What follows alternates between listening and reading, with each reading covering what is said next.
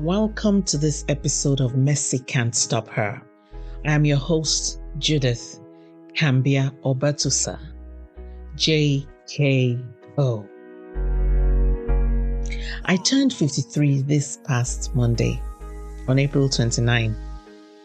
Yep, 53 candles on the Although these days, cake is more about portion control than indulgence. So there's a certain liberation that comes with turning 53. Not only does it further establish my membership of the Over 50 and Fabulous Club, I am free to be me. No more second guessing myself, no more desperately trying to fit into some mold society created. I'm comfortable in my own skin, and that is really fantastic. 53 also means that my body is transitioning from the fertility that made me a mother to 5 children to the big M that some people find scary, menopause. So 53 brings me closer to when on flow, pack her bags and take a permanent vacation from my life. Now, don't get me wrong, I'm not really going to miss the loss of my monthly visitor, the mood swings, the constant desire to put something in my mouth, and the constant fear of accidentally bleeding through my favorite pair of jeans. But there's a sadness and something about it that feels symbolic too. So it feels like the closing of a chapter, the end of an era. And that part makes me a little nostalgic. I remember back when I was younger, the period anxieties, those days of white pants terror, or the times that on flow came calling when I was out and about and totally unprepared.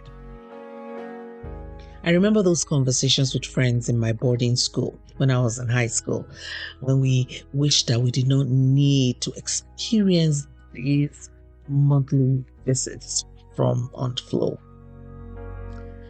This got me thinking about life's moments, those milestones that come and go without much fanfare, and those moments that we do not want to happen, but they do.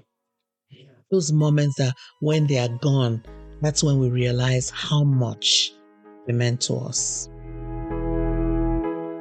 Just like my periods. Sure, they were a pain in my uterus, quite literally, but they were also a reminder that I was a woman, that I was fertile, and that my body was doing what it's supposed to do, whether I liked it or not. We spend so much time dreading and complaining about our periods as women. But can you imagine how amazing it would be if we could tell our younger selves that it's all worth it? That she should enjoy it while it lasts. That she should enjoy every cramp, every mood swing, every inconvenience, because someday she'll look back and wish that she appreciated it more. Life has a funny way of slipping through our fingers when we're not paying attention. And it's only when it's gone that we realize just how precious those moments were. So how can we savor life's moments even when they come with a side of hormonal shifts? How can we avoid getting caught up in the messy middle, that so caught up that we forget to breathe and appreciate the ride? Well, I dug around, and from my life experience and other people's lives experiences, and from studying, here are some strategies to help us soak in the moments before they fizzle away into our past. So number one strategy is gratitude. Yes, gratitude. So taking a moment or two to acknowledge the good around or in us. So the good around us or the good that is within us. For example, being able to get regular periods like I did is a blessing. Some women spend lots of money to get their periods to come regularly. So thank the Lord that you get to have these monthly visits. Number two is to be present. Put down your phone. Silence those notifications. When you're with loved ones, be truly with them. My daughter and my sister went to be with the Lord last year. And no matter how much I would like to, I will not have the privilege of spending time with them again on this side of eternity. So when you're with your friends and family, listen actively, savor the conversation, and soak in the experience. Life is happening right now, not on some social media feed. And we never know when it's our time or their time. So be present. Number three, find joy in everyday life. The delicious smell of food, the laughter of your children, the quiet satisfaction of completing a task, the peace in your home or in your life or in your family. These little moments add up to a beautiful life. Embrace them with joy and gratitude. Number four, this one is especially important for us women because of the hormonal changes we navigate at different stages of our lives. Number four, take care of yourself. Make sure that you're getting enough sleep. Sleep is so important. We've talked about it on many episodes of this podcast. Eat nutritious foods, not junk all the time. Try to balance your meals and exercise regularly. A healthy body leads to a happier, more present mind.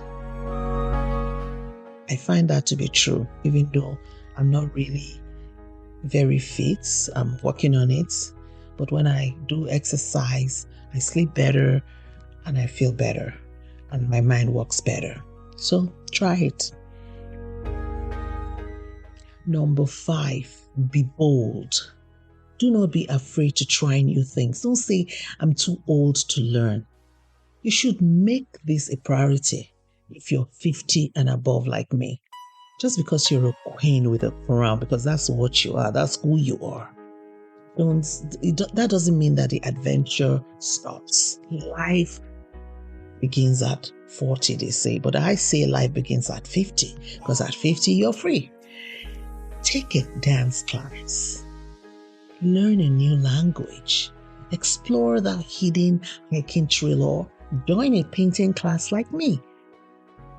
Go back to your youth and think about something that you loved doing that you stopped doing.